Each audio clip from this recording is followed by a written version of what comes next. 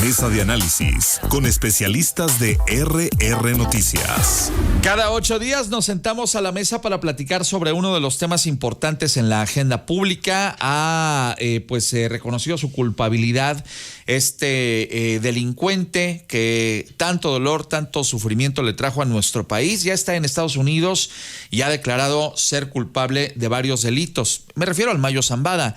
¿Pero qué consecuencias políticas traerán sus declaraciones?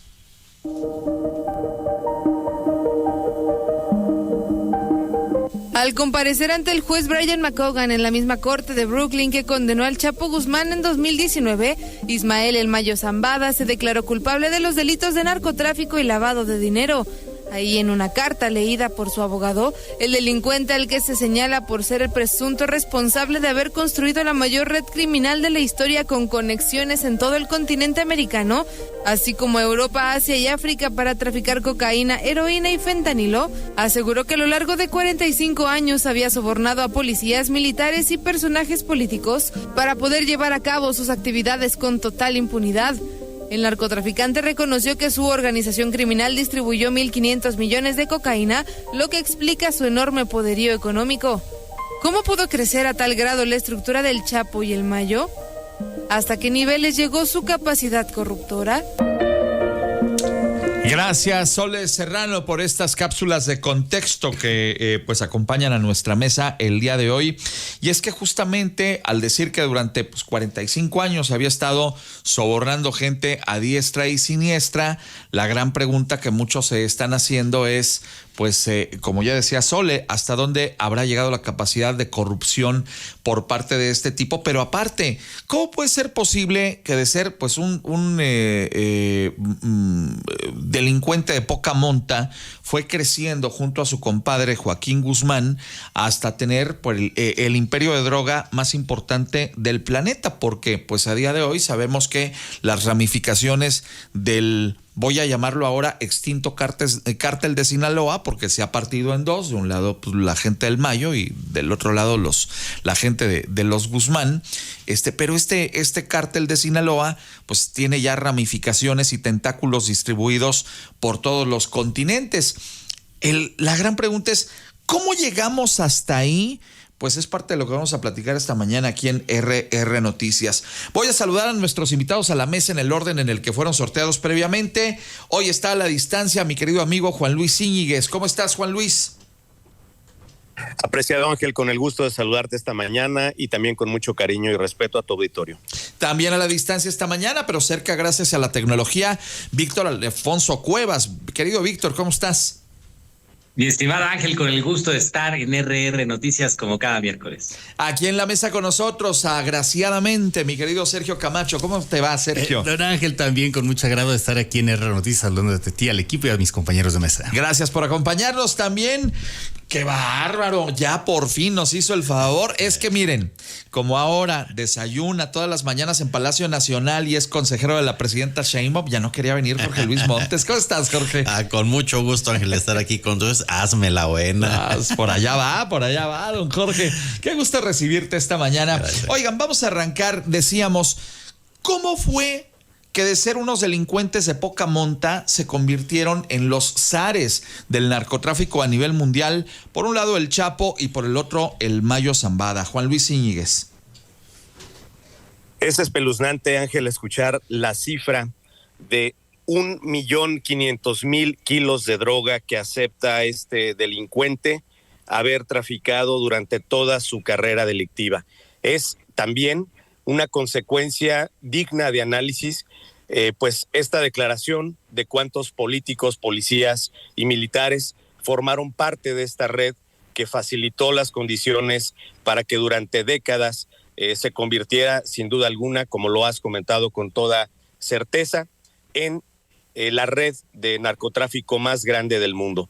De tal suerte que hoy está una expectativa muy interesante, el poder llevar a efecto un análisis de cómo se van a ir generando estas versiones, esta información que va a llevar sin duda alguna a señalamientos muy puntuales y ojalá que así sea también a la administración de justicia de personas que han torcido su vocación y su personalidad política a cambio de un plato de lentejas o de una condición de complicidad absoluta con estos delincuentes.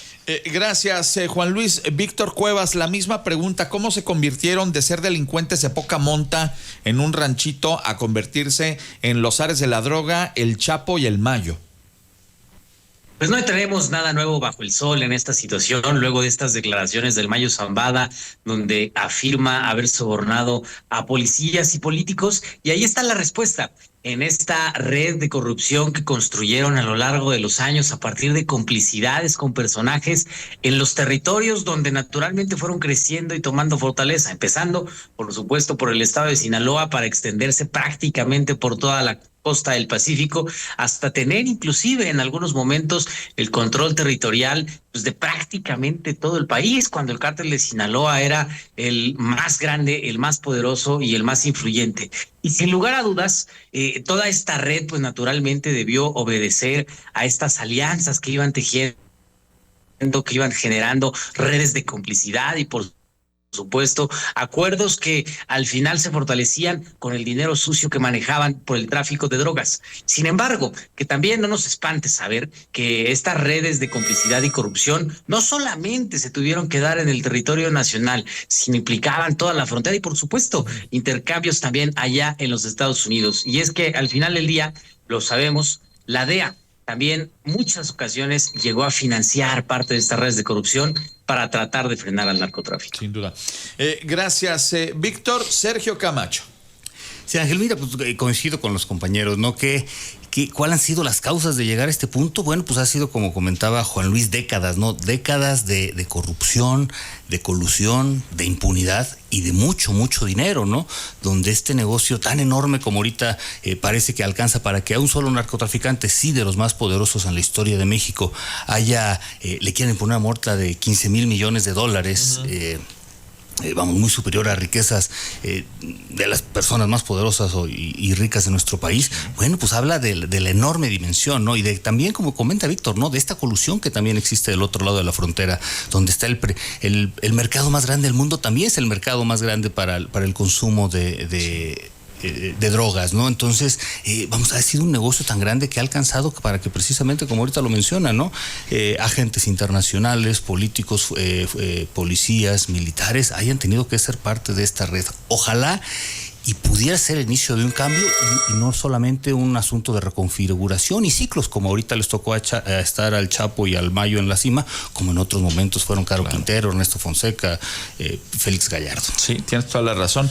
Este asunto de los 15 mil millones de dólares y ya pues así en números redondos, 300 mil millones de pesos, nomás para poner el comparativo, el dinero que le va a invertir el gobierno de México así directo, más otro tanto por el asunto de esta emisión de deuda al rescate de petróleos mexicanos, van a ser 240 mil millones de pesos y este señor tiene, grosso modo, 300 mil millones de pesos en bienes que le va a incautar el gobierno de Estados Unidos y que, por cierto, no ha dicho todavía el gobierno de México si va a interponer pues alguna controversia para decir, oye, pues parte de esa lana nos toca a nosotros para pues resarcir parte del daño que este infeliz llegó a realizar. Es tu turno, mi querido Jorge. Sí, es correcto, Ángel, porque México pone la sangre en este tipo de situaciones en la relación con los cárteles. Ahora, me parece que toda empresa legal e ilegal que tienen grandes crecimientos como lo tuvo el cártel de Sinaloa no se explican si no es con la relación de colusión con los gobiernos. No ha dicho los nombres el personaje, el Mayo Zambada, de quiénes son esos funcionarios a quien sobornó durante tantos años, pero si hacemos cuentas, él comienza su actividad importante desde Carlos Salinas de Gortari. Recordemos que Raúl Salinas estuvo acusado de vínculos con el narcotráfico. Sigue Ernesto Zedillo, se sabe que su esposa tenía vínculos con el cártel de Colima. A Fox se le fuga el Chapo Guzmán del cártel de Sinaloa. Luego con Calderón, bueno, tenemos la evidencia más clara que Genaro García Luna, su secretario de Seguridad, tiene un proceso en Estados Unidos que está detenido allá. Entonces podemos rastrear estos indicios de con quienes estuvo coludidos el cártel de Sinaloa, que acusa ahora en esta detención, en este juicio que está llevando allá en la corte el Mayo Zambada. Bien, muchas gracias, mi querido Jorge. Efectivamente, pues mucho de lo que permea en el aire es, ¿y qué va a pasar ahora que el señor Zambada suelte la sopa, como se dice coloquialmente? Ayer mismo aseguraban que pues él no tenía un acuerdo con el gobierno de Estados Unidos, que solamente se declaraba culpable y que por lo tanto al no tener este acuerdo pues no tenía por qué declarar a quién, hacer la lista pues, ¿no? De a quienes les dio, etcétera, etcétera, pero se queda en el aire, ¿no? La posibilidad de que esto pueda suceder. ¿O tú qué opinas, Juan Luis? Escuchaba con mucha atención, estimado Ángel, pues el relato de Jorge Luis, representante de Morena, y observamos también cómo se queda ahí detenido, suspendido su análisis en García Luna. Pero recordarle que después siguió Peña Nieto, al que siguen sin tocar ni con el pétalo de una rosa, y llevan 7 años gobernando, Jorge Luis. De los 55 que este delincuente hizo de las suyas, 7 años les corresponden a ustedes en ese análisis, de tal suerte de que más allá que hoy esté este señor confesando ser el artífice de una red que logró, pues obviamente, la distribución de cocaína, heroína y fentanilo, ordenó asesinatos en una escala masiva. Estamos escuchando el soborno a políticos de todos los partidos. Bueno, pues a pesar de ello, no existía una sola orden de aprehensión vigente en México. Entonces esto habla también de cómo Morena pues ha hecho de esta forma de ser pues un estilo de vida en el que toma de la mano a la delincuencia y opera electoralmente y hace también de las suyas. Vamos diciendo las cosas bien, con absoluta transparencia. Gracias, Juan Luis. Víctor Cuevas, tu turno. Pues dice el corrido que hay hombres que no duermen de puro miedo, y seguramente debe haber en estos momentos muchos en el país que se encuentren temblando precisamente ante la posibilidad de que el Mayo Zambada los mencione en estas declaraciones, que pueda llegar a ser alrededor de este señalamiento de haber corrompido a policías, políticos y autoridades durante todo el periodo de su carrera criminal. Y no es para menos, porque al final del día lo que consiguió el gobierno de los Estados Unidos con este personaje tras las rejas fue desarticular a la que quizás es la banda del crimen organizado que históricamente ha tenido mayor relevancia y mayor peso a lo largo de la historia, y con eso también se llevará la información de quién la ayudó a encumbrar a esta que quizás sea ese gran capo, ese gran cártel de cárteles que atormentó a los Estados Unidos con este tráfico de drogas durante tantos años y que hizo lo mismo aquí en nuestro país. Y entre esos que no duermen de puro miedo seguramente estará el impresentable gobernador Rubén Rocha Moya, que todos sabemos cómo fue que llegó a gobernador allá en Sinaloa, con estas casillas donde el 100% de los votos iban a su favor, y con todos estos vínculos y enlaces que ha tenido, donde ha tenido que salir a defender a criminales, donde ha tenido que esconderse después de el escándalo que se ha desatado en Sinaloa, y por supuesto de todos estos vínculos que naturalmente no podrían explicar su carrera política. Gracias, Víctor. Sergio Camacho. Sí, Ángel, mira, pues sí, el tema de los nombres podría ser la evidencia de lo que pudiera ser una actuación mayor y de los dos gobiernos, ¿no? Del norteamericano y del de México, del de nuestro país, en busca de acabar con esta impunidad, ¿no? Hace un rato mencionaba el tema de los ciclos, porque quién sabe si esto se trata nada más de alguna reconfiguración del mapa del liderazgo en el narcotráfico en México, sí, y de también una reacción a Estados Unidos, ¿no? Porque sabemos desde que entró Donald Trump tenía muy clara la guerra, no necesariamente del narcotráfico en general, su asunto era el fentanilo, ¿no? El fentanilo que estaban en los números, que había causado 300,000 muertos ya en Estados Unidos. Ahorita que Jorge Luis mencionaba, oye, nosotros ponemos la sangre, bueno, pues a Donald Trump le encendió el tema del fentanilo con las muertes en Norteamérica, ¿no? Y siendo también un negocio tan prolífero que hizo crecer tanto a los chapitos, parece como que esta puesta en alto, donde podría quedarse nada más una reprimenda a cierto grupo que haga crecer al rato a otros, no tenga efectos mayores, ¿no? Eso sería lo más preocupante. Qué interesante lo que dices, el hecho de generar estas dinámicas que pues no hagan que se acabe un cártel pero que salgan los otros, sino que evidentemente el gobierno federal tome acciones para impedir que el día de mañana estos delincuentes puedan nuevamente multiplicarse. Voy contigo, Jorge. Vamos a ver si se dicen nombres de los funcionarios de las autoridades que fueron sobornadas. Si en estos 7 años hubiera funcionarios que han sido sobornados, vínculos con el narco, ojalá que los podamos expulsar de Morena y de la Cuarta Transformación de esa manera. Nosotros sí quisiéramos eso, y no como pasó con el PRI y el PAN, que nunca sucedió una cosa así. Ahora, un tema muy importante es que el Triángulo Dorado es una de las zonas más pobres del país. Miguel Ángel Félix Gallardo, Caro Quintero, Arturo Beltrán Leiva, Joaquín El Chapo Guzmán, el propio Mayo Zambada han nacido en la zona del Triángulo Dorado, y lo que plantea la Cuarta Transformación es que se combata la pobreza, que se genere bienestar para que los niños, los jóvenes no caigan en las redes del narcotráfico, de la delincuencia, y que seguramente estos personajes tienen esa misma historia. Quiso el presidente López Obrador, por ejemplo, 100,000 hectáreas del programa Sembrando Vidas, se generaron alrededor de 20,000 empleos, se construyeron 9 puentes en la zona y 12 kilómetros carreteros, es decir, generar bienestar para prevenir conductas delictivas. Bien, gracias, Jorge. Vamos ahora, son las 7:53, a más del contexto de esta mañana en la mesa de análisis político de RR Noticias.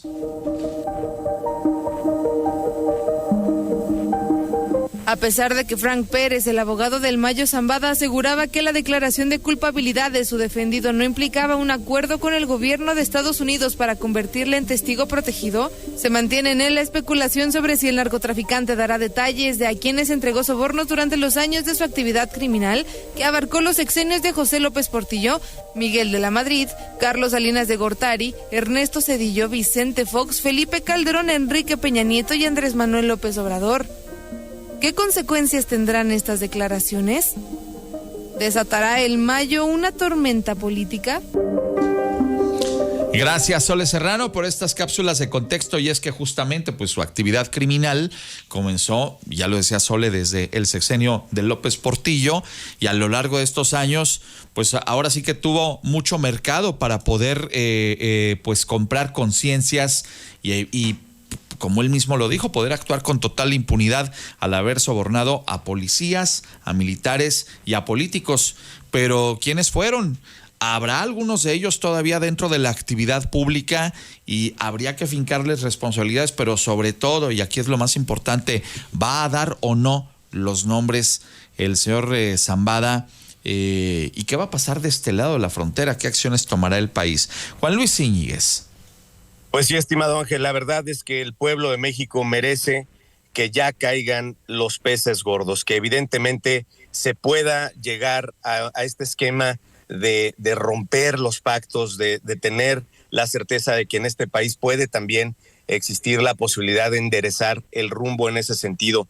Y vamos a hablarlo con toda la claridad.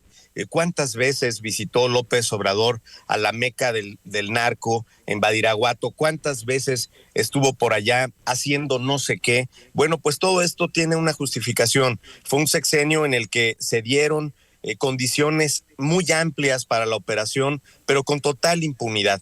Y esto obviamente pues fue generando un dominio, un control del territorio nacional, y no nos extrañe pues que en esta lista de señalados muchos militantes de Morena pues no solamente pierdan su visa, sino ojalá que también su libertad, y que puedan llevar un proceso totalmente en un orden justo, pero ciertamente con las condiciones de castigo que merecen cualquiera de ellos y de cualquier otro partido político. Bien. Una sanción por haber, insisto, torcido el camino.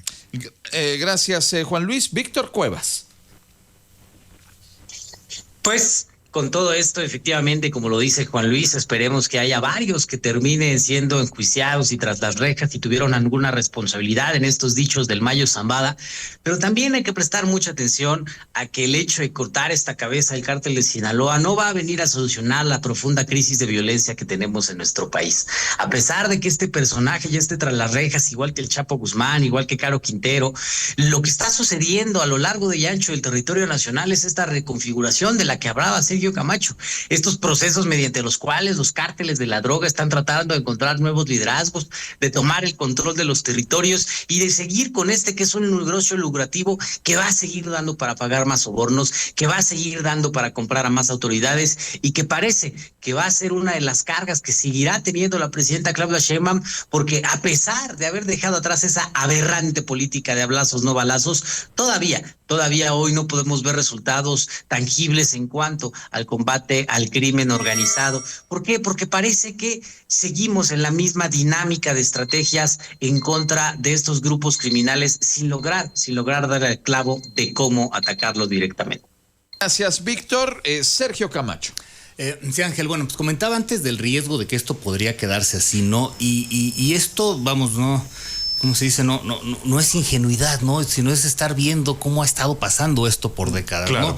Y parece que el asunto del Mayo Zambada, al menos para el gobierno norteamericano, culminaba con el anuncio de esta enorme sanción económica y con esas palabras ufanas de Pam Biondi diciendo, oye, el Mayo Zambada va a terminar su vida en la cárcel, va a morir en la cárcel, ¿no? O sea, pareció una declaración muy final donde tal parece que pueden estar zanjando el asunto para beneficio de ellos, porque, insisto, si está esta colusión, y lo han comentado todos los compañeros, no hay colusión en este lado de la frontera y en aquella, ¿no? Y hasta dónde podría llegar esa colusión, esa corrupción que genere algunos riesgos que ambos gobiernos no quieran tomar, ¿no? Y el narcotráfico, mientras siga habiendo dinero, podría seguir habiendo narcotráfico. Sí. Bueno. Bien, muchas gracias, mi estimado Sergio. Voy ahora contigo, Jorge. Cuando en una colonia hay actos de violencia, de pandillerismo, de situaciones que van contra la comunidad, lo que se recomienda a los gobiernos municipales es meterse a ese territorio físico, hacer actividades culturales, artísticas, deportivas, para apropiarse de ese territorio en lo físico. ¿Qué hacía el presidente López Obrador en Badiraguato? Apropiarse del territorio que dominó el narcotráfico por tantos años. Fue una de las acciones importantes. Todos los programas de bienestar a los adultos mayores, la presencia de la Guardia Nacional, una atención integral a la zona del Triángulo Dorado, ya decía, estas obras de infraestructura, el programa Sembrando Vida, y por el otro lado también combatir de manera frontal, no se nos olvide el culiacanazo que le da reversa en su momento, pero que en el 2024 se da la captura de Ovidia. Es decir, sí hay acciones distintas a lo que ocurrieron en el periodo neoliberal, cuando tanto crecieron particularmente el cártel de Sinaloa. Bien, muchas gracias. Y ni qué decir, pues las propias declaraciones del señor García Luna de que al que protegió fue precisamente a este cártel delincuencial. Oigan, vamos a la ronda final. Voy a arrancar contigo, Juan Luis Íñiguez, 30 segundos, adelante. Muy extraño que en la cúpula del poder mexicano más se hayan preocupado de estar cuestionando cómo llegó el señor Zambada a los Estados Unidos, que verdaderamente poner la mira en lo importante. Tenemos una declaración muy amenazante del presidente Donald Trump, que firma una orden ejecutiva que autoriza ya el uso de la fuerza militar contra las organizaciones criminales mexicanas designadas como grupo de terrorismo. Y esto no es una estrategia de negociación. Él lo dice, no es un arte de la negociación. Ellos quieren una invasión suave hacia el territorio mexicano y habrá que estar muy al pendiente de cómo se va a emitir una postura al respecto. Y sobre todo recordarle a Estados Unidos, ya lo decía Sergio de alguna manera hace ratito, resulta que en Estados Unidos no hay gente coludiada con el narco. Primero que hagan lo que tienen que hacer allá y luego que allá piensen en venir a nuestro país, me parece a mí. Víctor Cuevas, 30 segundos. Pues sí, mi estimado Ángel, tenemos en esta situación algo que destacar y es el hecho de que prácticamente la lucha más cruda de Estados Unidos en contra del crimen organizado surge a partir de la crisis del fentanilo, una droga que sin lugar a dudas causa grandísimos estragos y contra la cual están haciendo una afrenta directa para evitar que llegue a sus calles. Y yo vuelvo a señalar que hay dos riesgos alrededor de esto. El primero es que cuando los cárteles de la droga ya no la puedan introducir con singular alegría al vecino país del norte, la empezarán a distribuir en nuestro país, generando también esta crisis en el territorio nacional. Y lo segundo es, todo este tema del fentanilo tiene menos de lo que tiene gobernando Morena en nuestro país. Entonces, quizás ahí estén las grandes explicaciones de los principales coludidos con el Mayo Zambada. No, el fentanilo está desde hace años. Se les hizo crisis en Estados Unidos cuando se les empezó a morir la gente de la clase media y de los sectores productivos, y entonces fue donde se preocuparon. Mientras moría la gente de los de abajo, había una actitud también racista y discriminatoria ahí. Cuando se empezó a morir la gente de los niveles altos y ya los pensionados y ya pues la gente productiva económicamente, ahí fue donde empezaron a voltear al tema del fentanilo. Pero el fentanilo tiene 15 años ahí. Voy contigo, Sergio. Sí, Ángel, bueno, pues así ha sido de discrecional y selectiva la justicia, ¿no? Y como comentabas ahorita, la reacción del gobierno mexicano ha sido muy incierta, ¿no? Realmente, vamos, ha sido de indignación del por qué se lo llevaron y no cómo no se atrapó aquí. Decía Jorge Luis, oye, pues en su momento se trató de apropiar el territorio del Triángulo Dorado con estas visitas, pero vamos, trataron 6 años de apropiarse, pero nunca pudieron encontrar Mayo Zambada. Fue mediante una supuesta traición de los chapitos que lo llevan a Estados Unidos. Era que conocía también la selva o la zona, o que los policías realmente no querían encontrarlo. O la mezcla de las dos.